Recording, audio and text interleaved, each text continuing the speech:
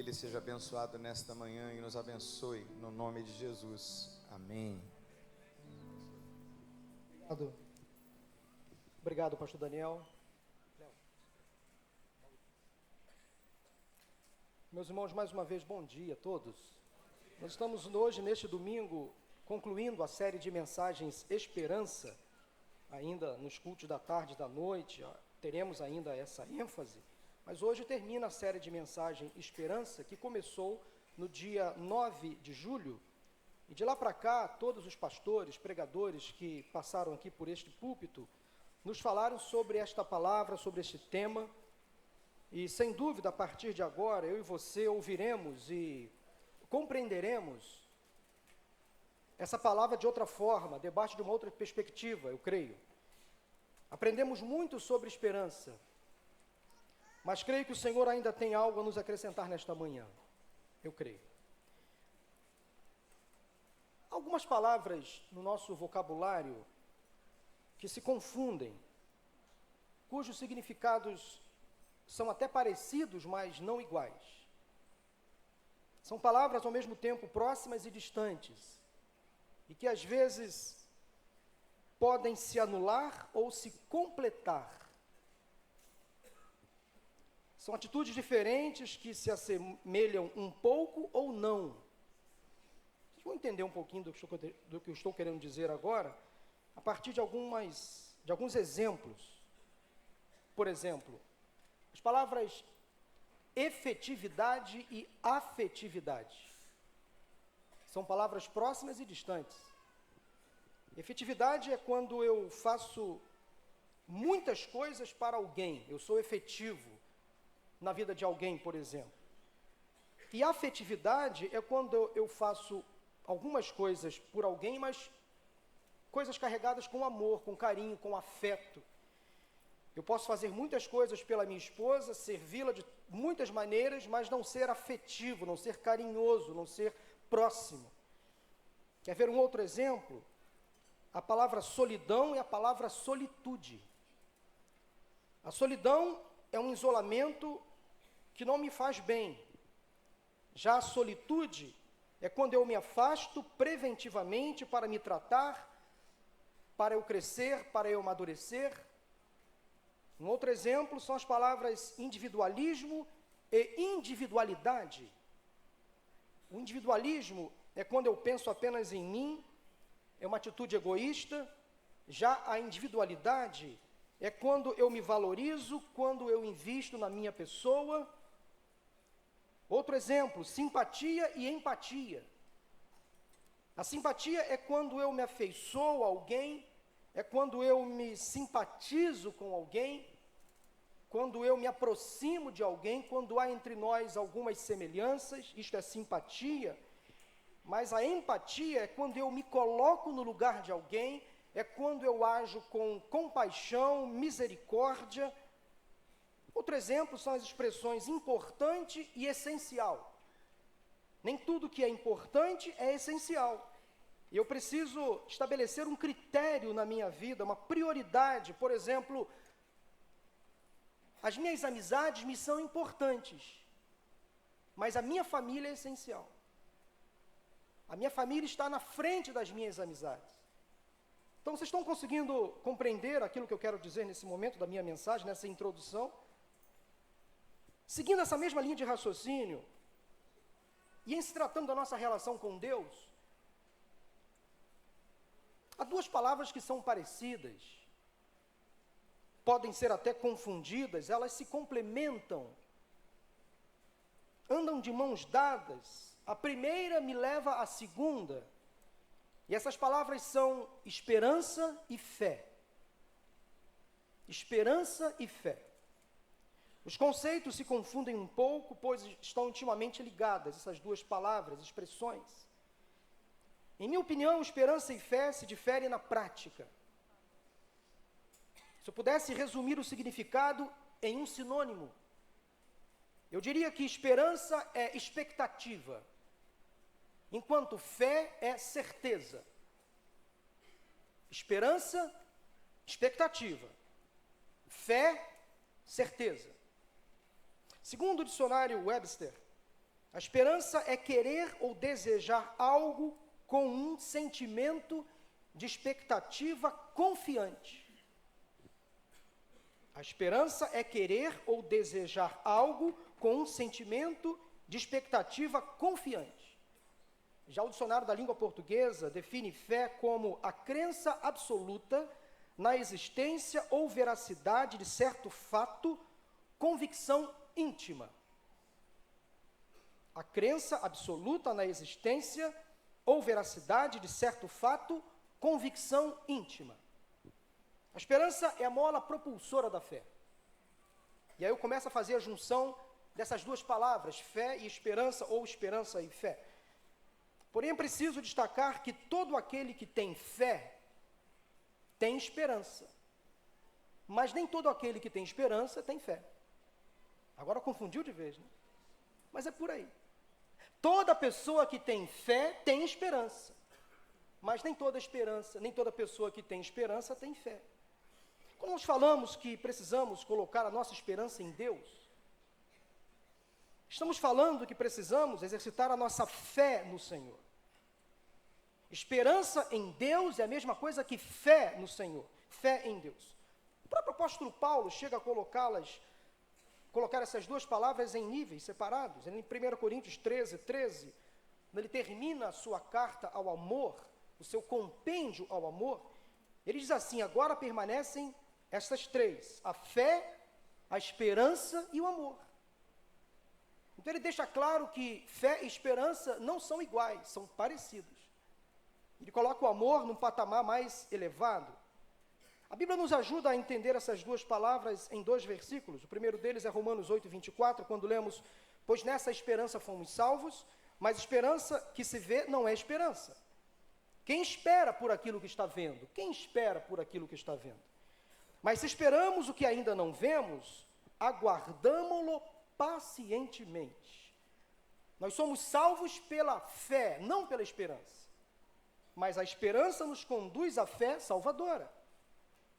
Em Hebreus 11:1 lemos: ora, a fé é a certeza daquilo que esperamos e a prova das coisas que não vemos. Fé é a certeza, a convicção de que algo que eu não vejo vai acontecer. Agora eu vou traduzir em situações práticas, vou ilustrar, porque é fácil ter esperança quando eu vejo uma resposta para qualquer situação que eu possa estar enfrentando. Por exemplo, se eu vou ao médico e ele prescreve uma medicação e me assegura que, à luz dos exames, por exemplo, eu ficarei bem, eu crio então uma expectativa de que serei curado. Isso me leva a ter esperança que Deus está cuidando da minha saúde, da minha vida. Outro exemplo, se as minhas finanças estão um pouco apertadas, mas eu sei que eu tenho um bônus para receber no final do mês. Eu sei que entrará na minha conta a restituição do imposto de renda ou o dinheiro das minhas férias, que vai cobrir esse meu rombo financeiro. É fácil acreditar que Deus irá cuidar das minhas necessidades. É fácil ter esperança desse jeito. Se meu casamento está em crise, por exemplo, e eu e minha esposa procuramos o pastor para um conselho, ou decidimos fazer um curso como Casados para Sempre, ou participamos de um retiro ou encontro de casais, e daí nós começamos a ver algumas mudanças positivas acontecendo no nosso relacionamento, eu posso ter esperança de que Deus vai restaurar o meu casamento. Por outro lado, quando não consigo ver uma resposta ou uma saída, não é a esperança que vai resolver o meu problema, é a fé. É a fé. Daí o mesmo exemplo, os mesmos exemplos. Se eu vou ao médico e ele prescreve alguns exames, alguns medicamentos, e faz um diagnóstico de que eu estou com um grave problema de saúde, e mesmo assim o médico não consegue estancar o mal, aí vai ser a fé em Deus que vai me levar a acreditar no impossível, de que Deus vai reverter o quadro, desafiar a medicina. Se a minha conta bancária está no vermelho, se eu estou sem receber o meu salário ou desempregado, se eu sou um funcionário público do estado do Rio de Janeiro, por exemplo, é a fé que vai me levar a acreditar que Deus cuidará das minhas necessidades, que vai fazer o impossível, que Ele vai me suprir. Isto é milagre, é fé. É quando eu não vejo nada diante de mim e Deus resolve o meu problema. Isto é fé. Se meu casamento está em crise, se todos os recursos utilizados não estão ajudando, ou se a minha esposa, por exemplo, simplesmente decide abrir mão da relação, a fé em Deus vai me ajudar a manter de pé a minha confiança de que eu continuarei casado, de que Deus vai fazer um milagre, meu casamento será restaurado. É a fé. Muitos de nós, nesta manhã, estão enfrentando pelo menos uma situação que parece não ter solução ou resposta. Muitos aqui entraram hoje, talvez, enfrentando um momento muito difícil. Uma aflição na alma, uma crise que se instalou, uma ansiedade. Preste atenção. Se você entrou aqui hoje, nesta manhã, vivendo um momento difícil, tenha esperança, mas nunca deixe de ter fé. Coloque sempre a sua fé no Senhor. Se você pudesse pegar um papel e escrever numa linha, uma situação que parece sem solução para você agora, o que você escreveria? Tente pensar e projetar num papel, numa linha, se você estivesse enfrentando um momento difícil, o que você colocaria neste papel? Algo impossível. Eu oro a Deus para que esta mensagem ajude você a encontrar esperança em meio à desesperança. E a encontrar a fé em meio à descrença, ao ceticismo. A boa notícia para você nesta manhã é que não importa quão difícil seja a situação que você possa estar enfrentando, eu creio que Deus sempre renovará a sua esperança e a sua fé. E talvez você veio aqui hoje, nesta manhã de Dia dos Pais, para ouvir uma palavra que vai fazer você juntar a sua esperança com a fé que Deus vai plantar hoje no seu coração. Vamos ler a Bíblia no capítulo 4 de Romanos, começando no versículo 16. Abra sua Bíblia, acesse o seu celular, mas os versículos também serão projetados pela tela. Romanos capítulo 4, a partir do versículo 16. Romanos 4, a partir do versículo 16, a Bíblia diz o seguinte: portanto, a promessa vem pela fé, para que seja de acordo com a graça e assim seja garantida a toda a descendência de Abraão, não apenas aos que estão sob o regime da lei, mas também aos que têm a fé que Abraão teve. Ele é o pai de todos nós. Como está escrito, eu o constituí pai de muitas nações. Ele é o nosso pai aos olhos de Deus, em quem creu. O Deus que dá vida aos mortos e chama à existência coisas que não existem, como se existissem. Abraão, contra toda esperança, em esperança creu, tornando-se assim pai de muitas nações, como foi dito a seu respeito, assim será a sua descendência. Sem se enfraquecer na fé, reconheceu que o seu corpo já estava sem vitalidade, pois já contava cerca de 100 anos de idade, e que também o ventre de Sara já estava sem vigor. Mesmo assim, não duvidou, nem foi incrédulo em relação à promessa de Deus, mas foi fortalecido em sua fé e deu glória a Deus, estando plenamente convencido de que Ele era poderoso para cumprir o que havia prometido. Em consequência, isso lhe foi creditado como justiça. As palavras "lhe foi creditado" não foram escritas apenas para ele, mas também para nós, a quem Deus creditará a justiça, a nós, que cremos naquele que ressuscitou dos mortos, a Jesus, nosso Senhor. Ele foi entregue à morte por nossos pecados e ressuscitado para nossa justificação. Amém? Aqui lemos sobre o ponto de vista do apóstolo Paulo, sobre a vida do patriarca Abraão, um homem que soube transitar muito bem entre fé e esperança. A esperança é humana, a fé é divina. A esperança é natural, a fé é espiritual ou sobrenatural. A esperança é terrena, a fé é celestial. A esperança é uma virtude, a fé é um dom. Elas não são conflitantes, não são adversárias, elas se complementam. elas caminham juntas, são parceiras na nossa caminhada com Deus, na nossa vida cristã. Quando então falamos que a nossa esperança precisa ser colocada no Senhor, sempre no Senhor, nós estamos falando o mesmo que usar a fé, praticar a convicção de que Deus vai agir. A esperança bíblica é a fé. A esperança em Deus se transforma em fé. E a palavra grega que traduz a palavra esperança significa algo como uma expectativa confiante, ou uma expectativa que as coisas vão dar certo.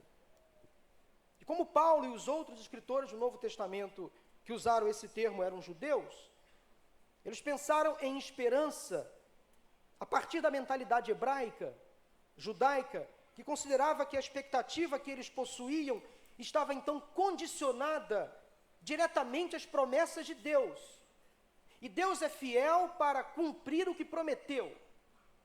E você precisa hoje, nesta manhã, sair daqui com esta convicção. Se Deus prometeu a você alguma coisa, Ele vai cumprir. No tempo dEle, mas Ele vai cumprir.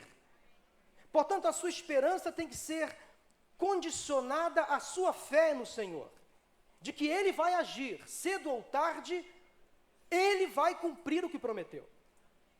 Como caminhar da esperança à fé? Como desenvolver a esperança bíblica, que é a fé? Como ter fé em Deus em meio a uma sociedade tão descrente? E, meus irmãos e amigos, tem se tornado muito difícil ser cristão nos dias de hoje. Parece que tudo colabora contra a palavra de Deus, contra o Evangelho, contra a vida cristã. Há muitos crentes céticos ao mesmo tempo. Parece não mais confiar na palavra de Deus, parece duvidar da Bíblia como fonte, única fonte de regra, de fé e de prática. Mas, a primeira saída, a primeira resposta que eu quero deixar para você nesta manhã, para que você transforme a sua esperança em fé, é a seguinte: comece a colocar a sua confiança em Deus. Comece a colocar a sua confiança em Deus. Talvez você já ouviu essa expressão muitas vezes, mas eu quero traduzir o que é colocar a esperança, ou melhor, a confiança em Deus. Porque a Bíblia diz que a fé vem pelo ouvir e ouvir a palavra de Deus. Quem quer ser uma pessoa de fé, precisa se condicionar a isso. Essa é uma busca intencional, programada, e que depende então da nossa vontade. Eu quero ter fé em Deus. Eu quero que Deus me invada com a fé, com esse dom, porque a fé é um dom que Deus disponibiliza a todo aquele que crê. Então você precisa crer que Deus é capaz de colocar em você uma fé sobrenatural, e confiar nele, descansar nele. Abraão, desde o seu chamado, decidiu confiar na promessa de Deus. Ele acreditou que Deus era o que era. Porque Deus tirou Abraão de uma terra onde ele habitava com seu pai, Terá, uma terra idólatra, uma família confusa. Leia Gênesis capítulo 11, a partir do versículo 26 e 27, iniciando o versículo 12, você vai encontrar aí toda a história de Abraão. Porque Abraão foi chamado por Deus para ir a uma terra que Deus ainda lhe mostraria. Isso é fé. Ele confiou literalmente na proposta de Deus, no convite de Deus. Ele não duvidou. A esperança em Deus, ou seja, a prática então da nossa fé, começa quando colocamos a nossa confiança no Senhor. Confiamos nele sem duvidar. E a dramática história de Abraão nos prova que é possível ter esperança sem deixar a fé de lado. Tente se colocar no lugar de Abraão. Nos primeiros 86 anos de sua vida, toda vez que ele conhecia alguém, esse alguém perguntava o seu nome, ele ficava desesperado e sem respostas. O seu nome original, Abrão, sabe o que significa? Abrão significa pai exaltado. Então imagine como deveria ser o diálogo entre Abrão e uma outra pessoa qualquer do seu tempo. Oi, eu sou Abrão. É bom conhecer você. E a pessoa responderia: bom, prazer em conhecê-lo, Abrão. Eu vejo que o seu nome significa pai exaltado. Veja-me, Abraão, quantos filhos você tem? E Abraão responderia com uma certa vergonha, abaixaria a cabeça e responderia: nenhum. Mas como? Se você é um pai exaltado e não tem nenhum filho. E aí Abraão começava a dar respostas, começava a questionar o próprio significado do seu nome, a duvidar daquilo que Deus estava plantando no seu coração. Mesmo que Deus tivesse prometido dar-lhe uma multidão de herdeiros, e que ele formaria uma nação grande que abençoaria todas as nações da terra, não necessariamente a nação flamenguista, nada a ver, mas Deus daria a Abraão uma grande nação. Mas ele já era velho, aos 86 anos, por querer antecipar a promessa de Deus, e aí que está o erro de Abraão, por querer antecipar a promessa que recebeu de Deus, ele tem relações sexuais com a serva de Sarai, sua mulher, Agar, e dessa relação nasce o filho chamado Ismael. Então o problema de Abraão não se resolveu aí. Durante os próximos 14 anos, Abraão teria uma conversa um pouco menos embaraçosa, já que poderia agora reivindicar ser o pai exaltado de pelo menos um filho. Opa, já sou um pai, tenho um filho. E hoje é dia dos pais e vocês sabem como um filho traz alegria ao coração de um pai. Agora eu falo do pai mesmo.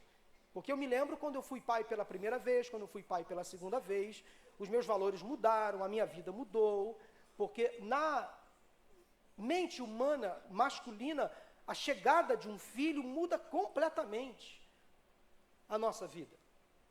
Então Abraão, já agora com 99 anos, o tempo passa, quase 100, Deus chega a ele e diz que ele teria um outro filho, e que aquela promessa seria finalmente cumprida. E Deus então muda o nome de Abrão para Abraão. De Abrão, pai exaltado, para Abraão, aí sim, pai de uma multidão. Esse nome deve ter sido ainda mais embaraçoso para Abraão nos próximos 9 meses, porque ao ser mudado o seu nome de Abrão para Abraão, as perguntas continuavam. Porque as pessoas chegavam para ele: pois não, qual o seu nome? Meu nome é Abraão. E as pessoas perguntariam: pois bem, Abraão, quantos filhos você tem, Abraão? E ele respondia: eu tenho apenas um. Eu tenho apenas um. De nenhum, já foi para um. Mas mesmo assim, as dúvidas continuavam, as perguntas continuavam. Eu tenho que imaginar que quando Abraão olhava para a sua situação, pai de uma multidão, agora caminhando para o segundo filho, as coisas na sua mente não ficavam muito resolvidas, ainda continuavam desesperadoras. Mas como Paulo aponta aqui em Romanos, capítulo 4, mesmo em meio a essa desesperança, Abraão de alguma forma desenvolveu a esperança bíblica, que lhe permitiu perseverar por longos anos, quando simplesmente ele não conseguia ver nenhuma resposta aos seus problemas. Abraão decidiu viver não baseado no que via, nem baseado do que não podia fazer, mas no que Deus disse que faria. Está aí a característica de um homem de fé. A principal característica na vida de um homem de fé, que ele passa a viver não naquilo que ele simplesmente vê, ou naquilo que ele simplesmente não pode fazer, mas naquilo que Deus prometeu que fará. Isto é fé. Abraão decidiu então, contra toda a esperança, crer na verdadeira esperança. Significa dizer então que a sua esperança, fundamentada na confiança da promessa de Deus, era totalmente contrária às expectativas humanas e naturais. Nós somos capazes, então, de ouvir o sim de Deus, mesmo quando todos falam não. Isto é fé. Abraão decidiu acreditar no Deus que havia falado a ele e sobre ele. No final do versículo 18, há uma expressão que pode passar despercebido para a maioria, que reforça muito bem o estilo de vida de Abraão. Diz o seguinte: como foi dito a seu respeito. Como foi dito a seu respeito, no final do versículo 18. Abraão então fez uma análise cuidadosa da sua situação, mas antes disso, ele primeiro considerou a promessa que Deus lhe tinha feito no passado. Em outras palavras, antes de examinar a sua vida, as suas limitações pela idade, antes de olhar para dentro de si com os seus próprios olhos naturais, ele primeiro olhou para as suas limitações, para as suas fragilidades, com os olhos de Deus. Deus fez uma promessa e Abraão então escolheu confiar nessa promessa e não no seu próprio pensamento, não nos seus próprios limites. O que Deus já disse a seu respeito, afinal? O que Deus já prometeu a você?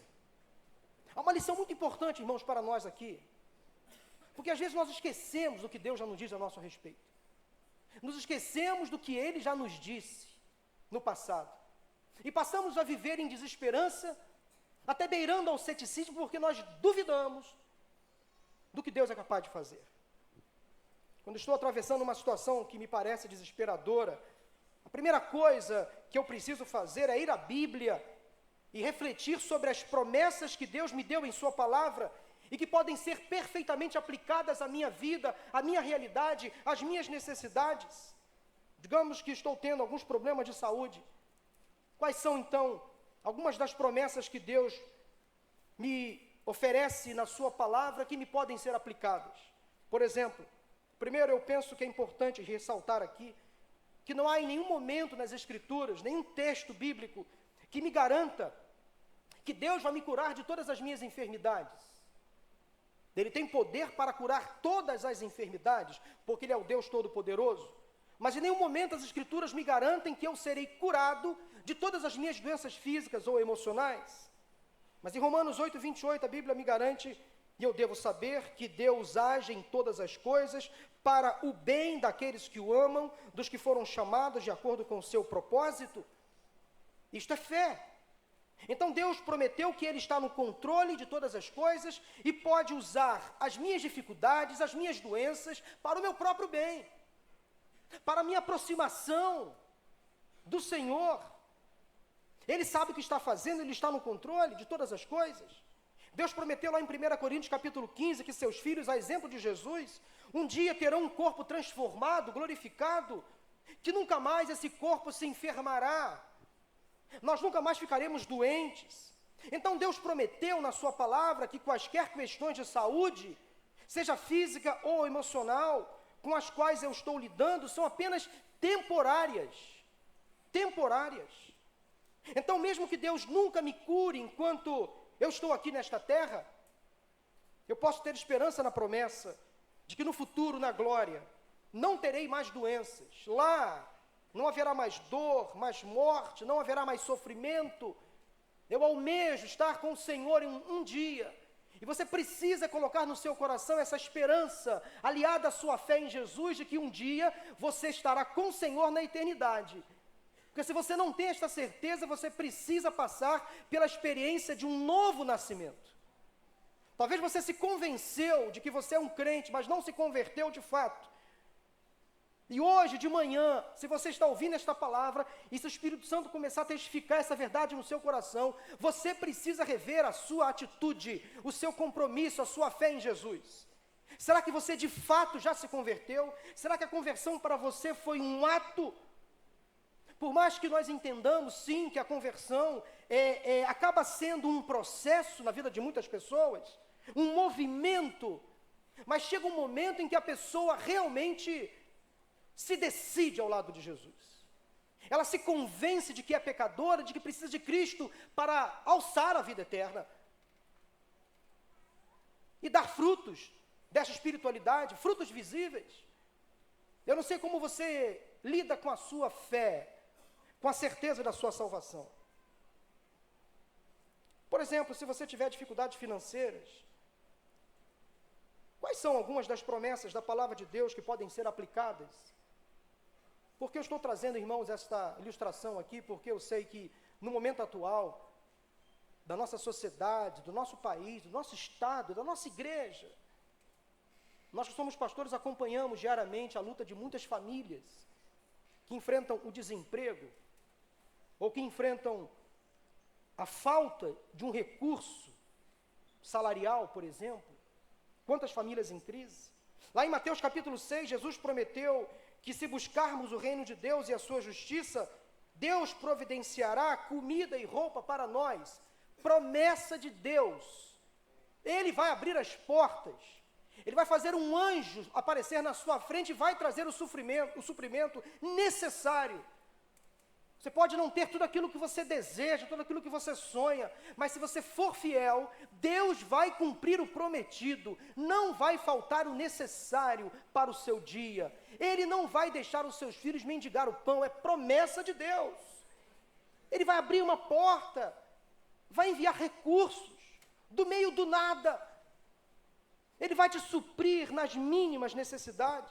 Lá em Filipenses capítulo 4, versículo 19, encontramos a promessa de que Deus suprirá todas as nossas necessidades de acordo com as suas gloriosas riquezas em Cristo Jesus. Nós servimos a um Deus que é dono de todas as coisas. Isto é fé. Eu sei que Ele vai me suprir. Eu posso ter pouco, mas não terei nada. Eu posso ter pouco, mas Ele não vai me deixar passar pelo nada. Isto é fé. Porque nós criamos uma falsa expectativa da vida cristã. Entendemos que estar com Cristo é ter sempre fartura, é realizar todos os sonhos, é ir para todos os lugares, é ter a conta bancária sempre no azul, é ter dinheiro de sobra, é ter saúde para dar e vender, é ter sucesso em todas as áreas da vida. Nós entendemos mal o que é vida cristã. Passamos por lutas, por sofrimentos, por perdas. Pessoas crentes, fiéis a Deus, ficam desempregadas. Passam por doenças incuráveis. Deus às vezes não cura, mas em meio à dor, à dificuldade, Ele faz milagres acontecer na vida de outras pessoas. Quantos testemunhos nós já ouvimos aqui de pessoas que passaram pela enfermidade, pela luta, às vezes, de um câncer cruel, que dizima a pessoa, que machuca a alma, e mesmo em meio a dor e sofrimento, a pessoa continuava clamando, orando, louvando, glorificando. E até no hospital, volta e meia, a gente ouve testemunhos dessa natureza. Pessoas crentes, internadas, conseguem ganhar pessoas para Jesus, conseguem evangelizar. Como isso? Quantas vezes nós, pastores, vamos visitar alguém para consolar e somos consolados? Vamos visitar alguém à beira da morte para encorajar e somos encorajados. Uma pessoa às vezes enferma nos últimos momentos da vida e consegue nos trazer ânimo. Como isso? Isso é fé em Deus, gente. Só Deus pode fazer essas coisas. Esse é o Deus do impossível, do sobrenatural. Vai chegar uma hora, meu irmão, que não tem jeito, a carcaça vai estar dando sinais de fragilidade. Eu tenho uma expectativa muito real em relação à finitude. Eu não tenho problemas com o envelhecimento, graças a Deus. Estou com 45 anos, mas posso dizer para você com toda certeza de que eu estou com a minha consciência ainda muito bem ajustada, eu sei dos meus limites. Interessante que a mente funciona, mas o corpo não responde. Já com 45 anos. A mente manda eu fazer uma coisa, o corpo não obedece. Eu estou percebendo, de alguns anos para cá, que eu já estou envelhecendo. Já passei da segunda metade da vida. Aliás, nós começamos a envelhecer quando nascemos. Partindo desse pressuposto, a gente começa a envelhecer quando nasce. Mas tem gente que quer tomar o elixir da juventude eternamente, síndrome de Peter Pan, não quer envelhecer, não admite que o corpo não está mais respondendo. E mesmo quando o meu corpo não responde, a minha mente continua ativa no Senhor. E eu posso me movimentar, eu posso crescer, eu posso criar, eu posso servir, eu posso ser alegre. Não são as minhas limitações físicas que vão me limitar no relacionamento com o próximo, no relacionamento com Deus. Não são as minhas limitações que vão limitar a minha alegria, a minha esperança, a minha fé, o meu entusiasmo. Tanta gente nova nova mesmo em idade, mas com pensamento de velho, de fim. Mas eu vejo tanta gente já com a idade avançada que tem um corpo, olha, uma energia, uma disposição que é de fazer inveja.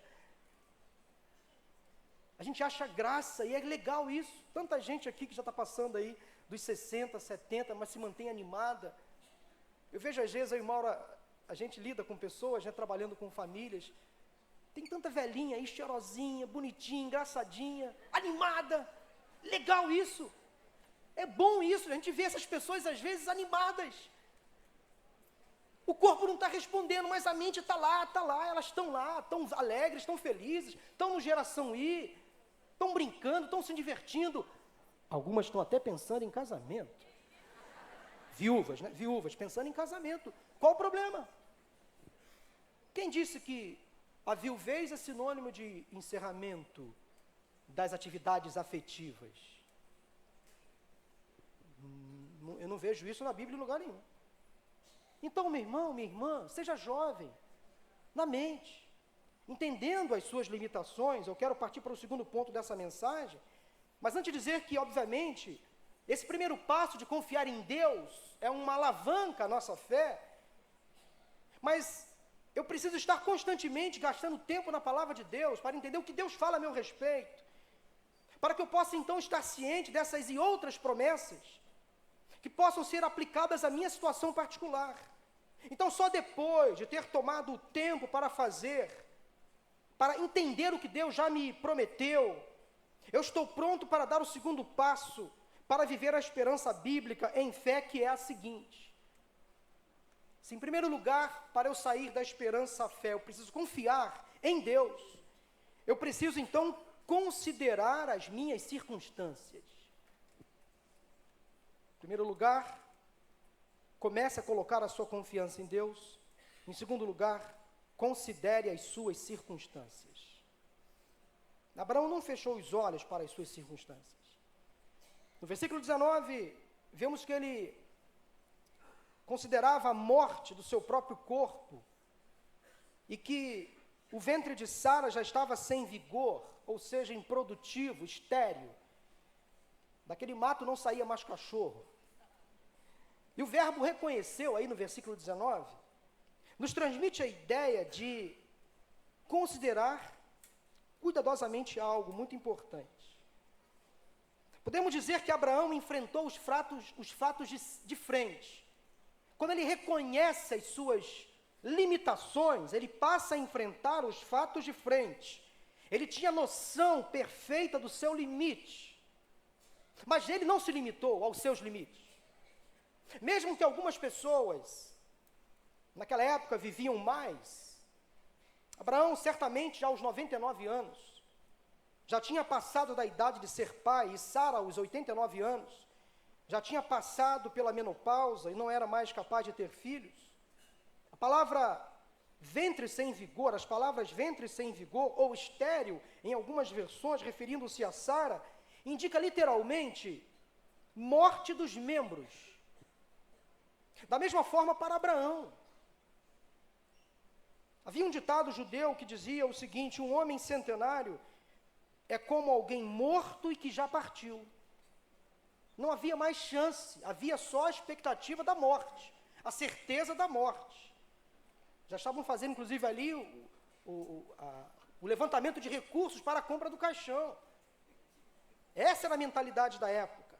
Então, viver de acordo com a esperança bíblica, em fé, não deve nos levar a ignorar os fatos ao nosso redor.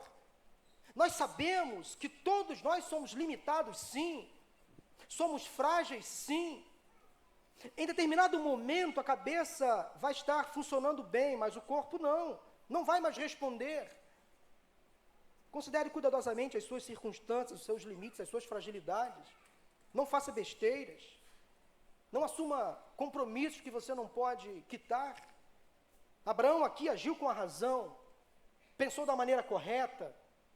Do ponto de vista humano, não havia como ele e Sara engravidar.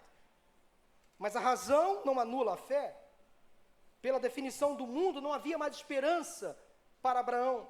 E, no entanto, no meio dessa desesperança mundana, Abraão ainda desenvolveu o tipo de esperança bíblica que o levou a acreditar na proposta de Deus. Ele é fiel para cumprir o que prometeu. Mesmo então, levando em consideração as suas circunstâncias, o seu momento, as suas limitações, as suas fragilidades, o seu corpo quase morto, mesmo assim, agindo com a razão, ele não deixou a sua fé se enfraquecer. O limite físico não limitou a fé de Abraão. Então, no versículo 20, nós vemos que nenhuma incredulidade o fez vacilar em relação à promessa de Deus. Esse versículo 20 em particular me fez parar para pensar sobre o que Paulo escreveu aqui. Como sabemos, a fé de Abraão foi longe de ser perfeita. Havia, sem dúvida, momentos em sua vida quando a incredulidade o provocava. Parece-me que o que Paulo quer dizer é que, olhando o padrão geral da vida de Abraão, e certamente no resultado final da sua história, da sua vida, Abraão demonstrou de fato uma fé sobrenatural em Deus. Ele resolveu confiar no Senhor. Deus poderia cumprir o que de fato prometeu e fez. Entenda uma coisa, meu irmão, minha irmã, o que você não pode fazer, Deus pode. Os seus limites estão totalmente nas mãos do Senhor.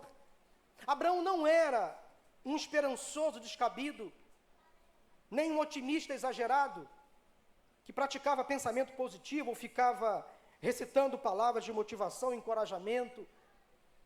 Ter fé não significa fechar os olhos para os fatos reais. Ter fé não significa ser um inconsequente otimista.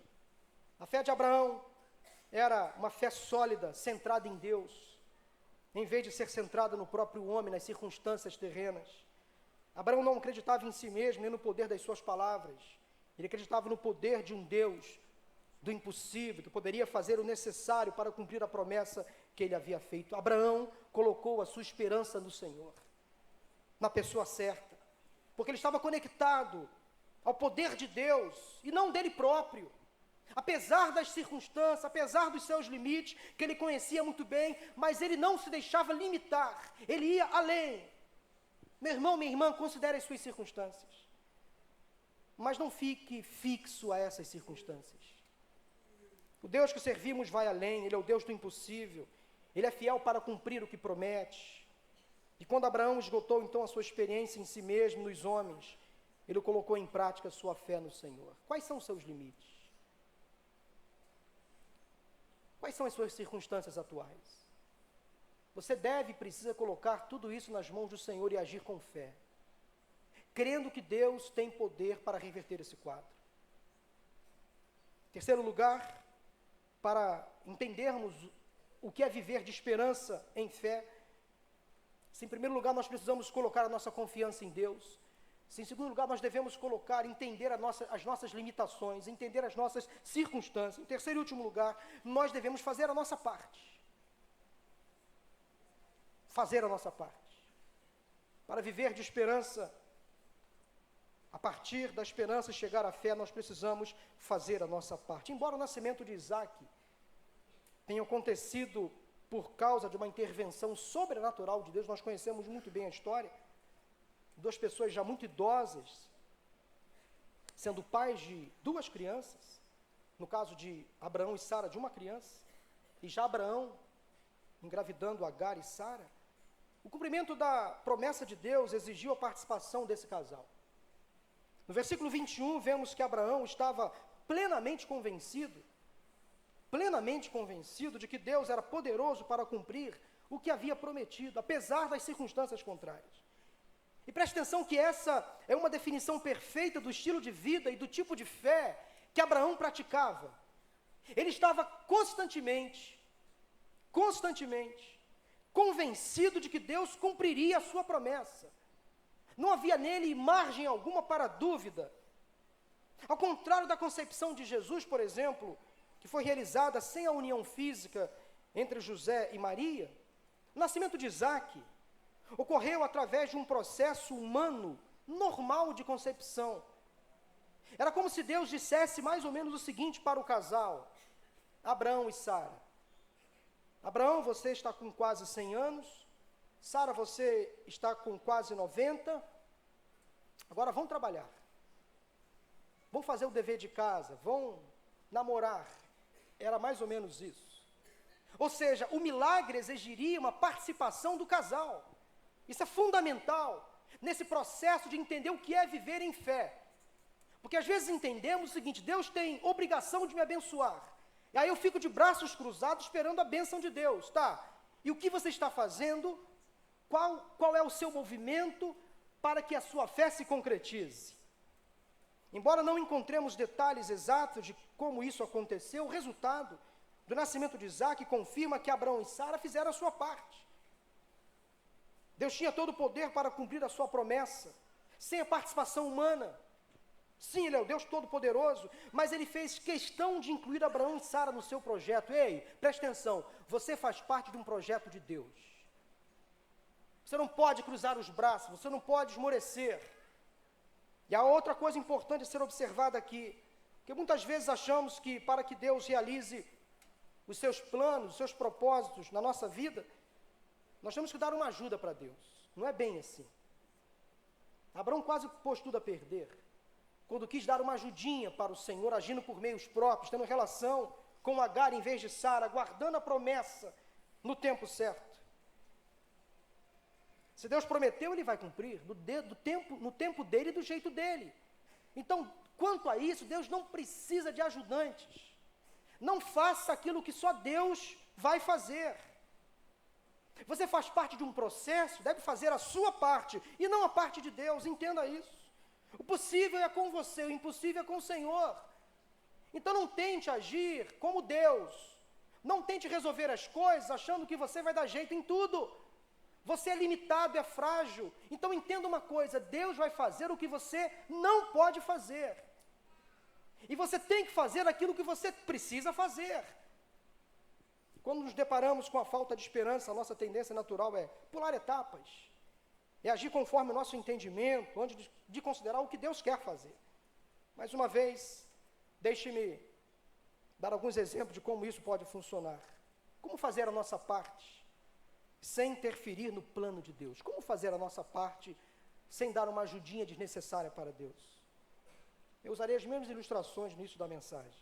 Por exemplo, se eu tenho um problema de saúde, só para ficar claro para você. Se eu estou com um problema de saúde, depois de ir ao médico, fazer os exames, iniciar a medicação, ou passar pelo tratamento que o médico vai prescrever, mas eu preciso também entender que eu tenho que adotar um novo estilo de vida para cuidar do meu corpo. Entendam assim? Estão entendendo? Eu tenho que adotar um novo estilo de vida para favorecer o meu tratamento. Por exemplo, uma pessoa tem um câncer no pulmão, e durante toda a vida foi um fumante. Você quer ser curado, tem que parar de fumar. Estou citando apenas um exemplo simples. Se eu tenho um problema financeiro, eu preciso contribuir fazendo a minha parte, cortando gastos. Eu tenho que obedecer a Deus, entregar o meu dízimo, ser fiel ao Senhor com as minhas ofertas.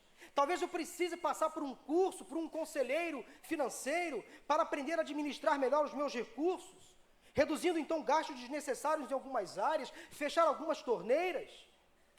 Talvez eu precise aumentar a minha renda, mudando de emprego, ou assumindo algum outro trabalho, num outro horário, ou pedindo ajuda, ou colocando os filhos para trabalhar também, para reduzir os gastos dentro de casa.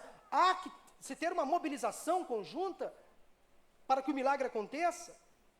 Se eu estou enfrentando um problema no meu casamento, devo fazer a minha parte, procurar ajuda, obedecer aos acordos que são feitos entre o terapeuta, entre o pastor, obedecer às regras lá do curso que eu estou fazendo. Eu tenho que me envolver nesse processo, no tratamento.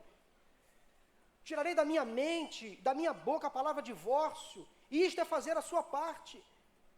Tanta gente quer permanecer casada, luta pelo casamento, mas não faz nada. Está lutando da maneira errada. Faça a sua parte. Há pessoas que querem que Deus haja, mas não fazem a sua parte. Como aquela moça que queria se casar. O sonho dela era se casar. Mas ela não investia no seu próprio visual. Conhece alguém assim? E ficava sempre esperando o príncipe encantado, montado num cavalo branco, ou dirigindo uma Ferrari vermelha, sonhando sonhando, fantasiando, mas não fazia a sua parte. Não investia no visual, não dava o tratamento de beleza, não passava um cremezinho no rosto, uma maquiagem, não fazia o cabelo, não mudava de roupa, usava sempre a mesma roupa. Quem quer casar tem que fazer alguma coisa. Ou como aquele rapaz que queria arrumar um emprego, mas acordava às 10 horas da manhã, todo dia. Não se especializava, não buscava fazer um curso, não colocava currículo nas empresas, não se qualificava.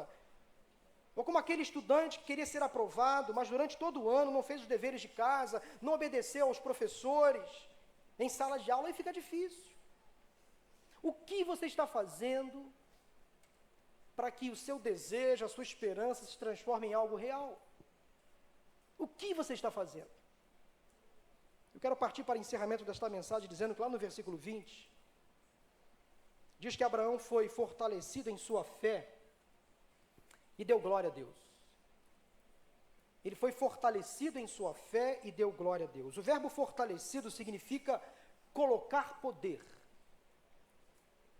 É uma forma da palavra grega aqui traduzida, a partir da qual recebemos a nossa palavra dinamite, dúnamos. Ou seja, Deus colocou em Abraão uma força sobrenatural, um poder para ter fé.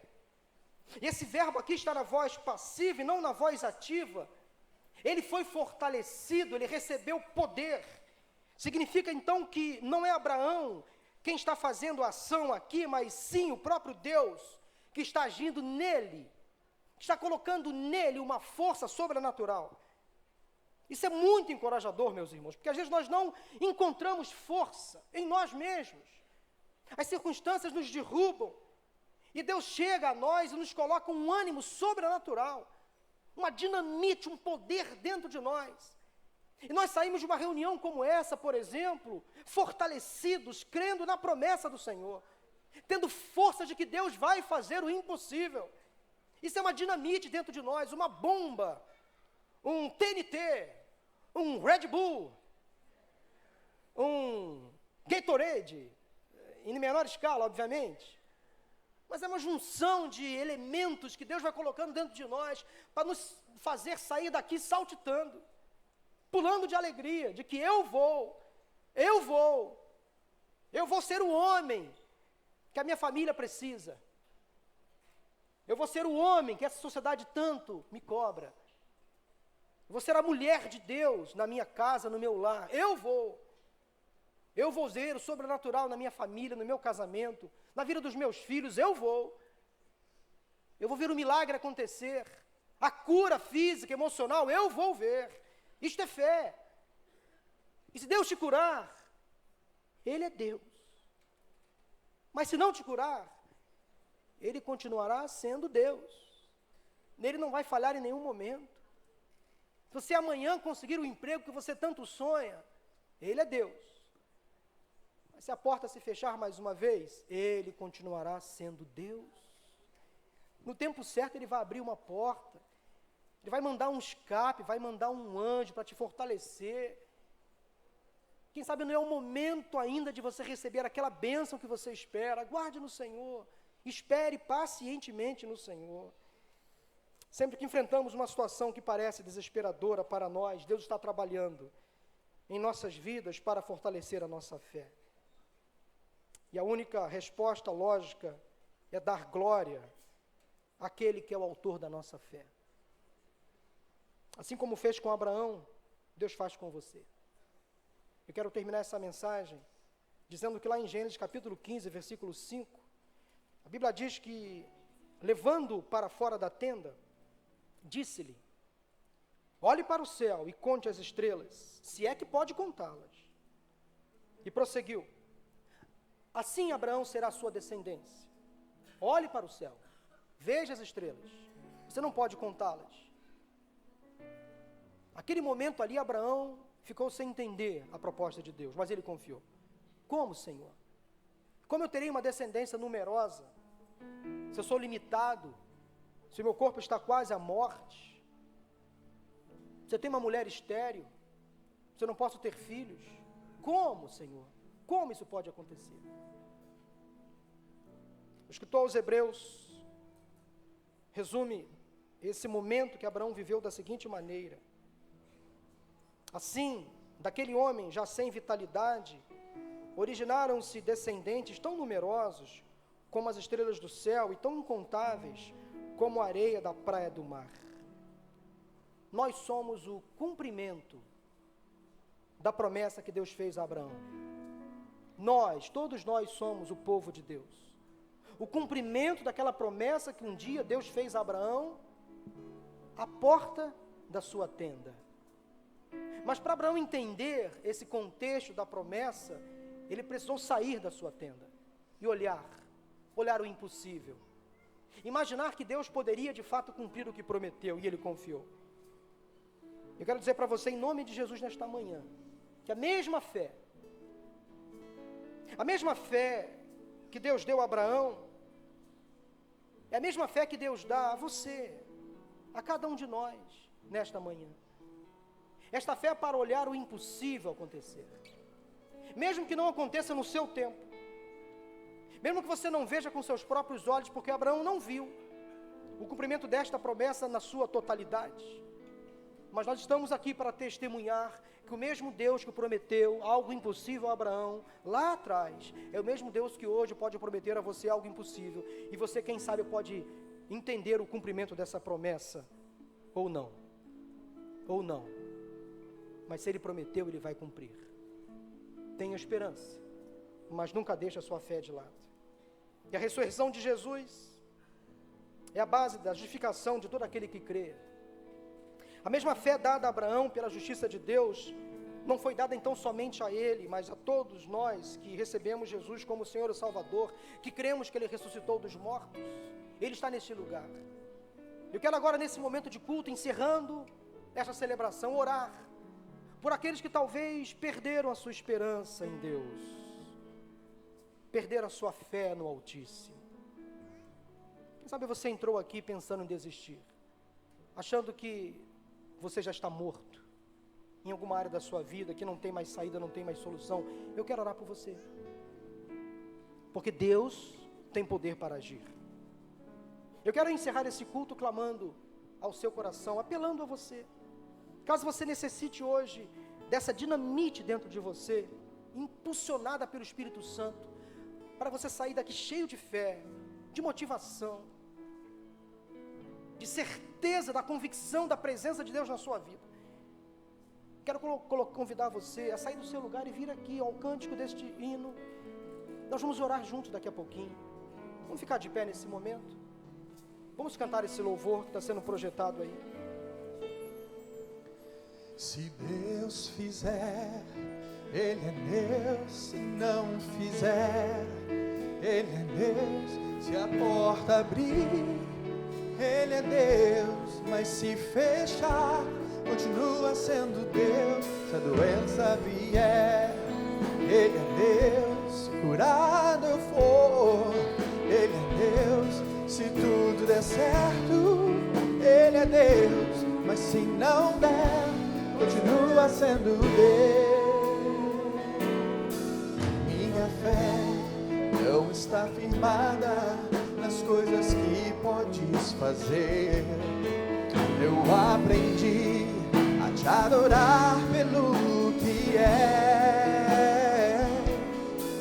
Dele vem o sim e o amém, somente dele, mais ninguém. A Deus seja o louvor. Se Deus fizer, Ele é Deus. Se não fizer, Ele é Deus. Se a porta abrir, Ele é Deus. Mas se fechar, continua sendo Deus. Se a doença vier, Ele é Deus. Se curar eu for, Ele é Deus. Se tudo der certo, Ele é Deus. Mas se não der, continua sendo Deus. Eu queria chamar aqui à frente as pessoas que precisam hoje dessa dinamite espiritual dentro de si. Talvez você entrou aqui hoje sem esperança, sem força, sem alegria, sem disposição, enfrentando o impossível. Você não sabe como proceder. Eu quero convidar você a sair do seu lugar e vir aqui. Nós vamos orar juntos. Quem sabe você precisa experimentar algo sobrenatural de Deus, uma fé sem medida, para que Deus dê a você uma saída, uma solução, um escape, uma vitória, uma resposta. Eu não sei. Mas quem sabe Deus está falando com você de forma muito particular nesta manhã. Se você quer colocar a sua vida, a sua esperança em Deus, sai do seu lugar e vem aqui. Se você quer de fato passar a exercer a fé, a mesma fé de Abraão, a fé do impossível, do sobrenatural, sai do seu lugar, vem aqui, nós vamos orar juntos. Algum impossível no seu casamento, você não sabe como agir. Algum impossível na sua vida profissional, você não sabe o que fazer. Alguma situação específica de doença física ou emocional. E eu quero orar aqui sim por cura física, por cura emocional, porque eu creio no Deus do impossível. Senão não estaríamos aqui, estaríamos em outro lugar. Sai do seu lugar, vem aqui orar conosco. Coloca a sua vida diante do Senhor, você não sabe o que fazer. Há limites que impedem você de ver o sobrenatural de Deus. Sai do seu lugar, vem aqui, se ajoelha aqui, pode se aproximar mais aqui perto, vem cá. Vem aqui, pode vir mais para cá. Vem cá, moça, vem cá. Vem mais para cá. Eu não sei o que você está passando, mas Deus sabe. Se você ficou até aqui e veio aqui, é porque Deus tem algo especial para você nesta manhã. Você não veio aqui à toa. Você não se deslocou aqui apenas por um movimento místico. Não há poder aqui nessa estrutura elevada, não há poder nas minhas palavras, mas há poder no nome de Jesus. Vamos orar com fé, irmãos. Há pessoas aqui que precisam de uma ação sobrenatural de Deus. Há pessoas que precisam que Deus dê jeito nas suas vidas, nos seus negócios. Há vícios, compulsões que agora precisam ser confessados a Deus, declarado: Senhor, eu não consigo, me ajuda. Eu vou fazer a minha parte. Faça a tua, Senhor, que eu vou fazer a minha. Eu não vou mais consumir aquela droga. Eu não vou mais consumir aquilo. Não vou mais me relacionar com aquele tipo de gente. Eu vou fazer a minha parte. Deus, faça a tua. Eu vou cuidar da minha saúde física e emocional. Eu vou cuidar do meu casamento. Deus, faça a tua. Eu vou fazer a minha parte. Mesmo com as minhas